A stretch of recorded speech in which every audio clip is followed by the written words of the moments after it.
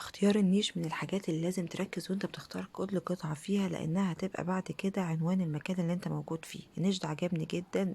ركزوا بقى معايا كده في اطقم الكاسات بتاعته والار سي ار السادة. تحته طقم الشاي والجاتوه المستردة. اللون بتاعه الراقي بجد. النيش كل حاجة فيه عجبتني.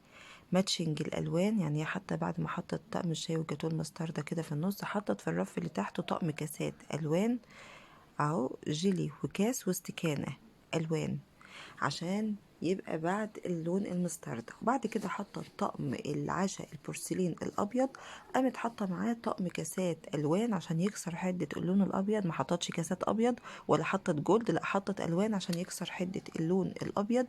وبعد كده حطت اللي هو ايه بقيه الطقم، الاطباق بتاعته حطتها اللي هي الاسود في الابيض، حطيتها في اخر رف. فهتبقى الضلفه من بعيد شكلها جميل جدا، اللي هو كاسات ابيض فوق، وبعد كده الشاي وجاتوه المستردة، بعد كده كاسات جيلي وكاس واستكانة الوان. بعدها كده اهوت هيبقى البورسلين الابيض ومطعم بالكاسات الالوان. حتى لون النيش اللي هو الاوكسيديه تحفة جدا.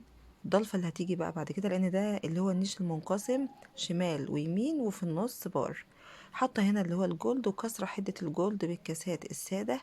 بعد كده حاطة اللي هو طقم الشاي وجاتوه البورسلين الاسود المط، ومعاه الكاسات اللي هو التركي جميلة. شكل البوكيه كده حلو قوي، واختيارها حتى المفارش النيش راقي.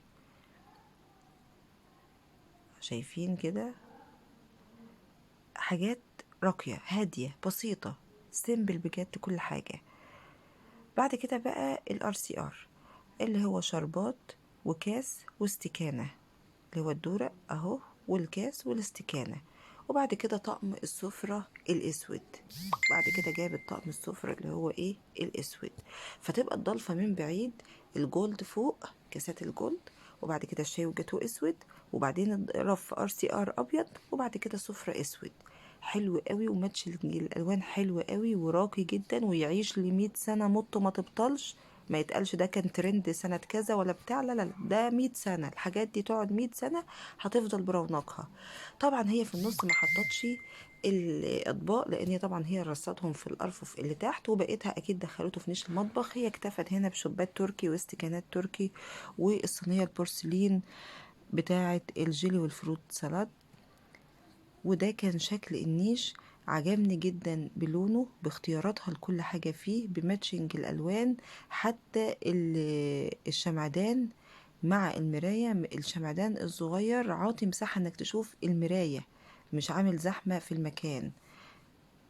جميل قوي وراقي جدا. طبعا مش عايزه اقول لكم كل الحاجات اللي موجوده في النيش متوافره بداخل سنتر ماما نوده.